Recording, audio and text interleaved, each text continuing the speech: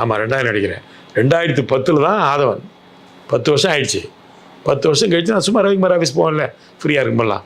அப்போ சொல்கிறார், இது மாதிரிடா சூர்யா டேட்டு கிடைக்கிறது இருக்குது, ரெட் ஜெயின் டேட் இருக்குது, ஆனால் கதை கிடைக்கல, 6 மாதமாக தேடுறோம், அதனால் நான் வேறு படத்துக்கு போகிறேன், கன்னட படத்துக்கு அப்படின்னு. ஏன் சார், ரெட் ஜெயின் நல்ல கம்பெனி, கரெக்ட் தான், கதை வேணும்ல அப்படி டக்குன்னு ஸ்பார்க் அடிக்குது. அப்போ பண்ண கதை அதை பற்றி பேசி கூட 10 வருஷம் ஆச்சு. சும்மா உட்காந்து தான் டைட்டில் வச்சுருந்தீங்களா?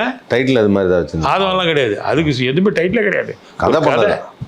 அப்படி சொன்னால் உடனே ஃபோன் பண்ணால் மறுநாள் உதயநிதி வராரு, செண்பகமூர்த்தி வராரு, கதை கேட்குறாங்க, சூர்யா வரான், எல்லாம் ஓகே ஆகுன்னு அப்படியே டெவலப் ஆயிடுச்சு.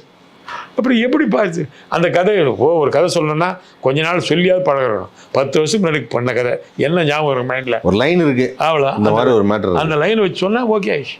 அப்படியே அதுக்கப்புறம் அப்படியே டெவலப் பண்ணிக்கலாம். அப்படியே டெவலப் பண்ணலாம். ஓகே, அதில் வந்து அந்த சரோஜாதேவி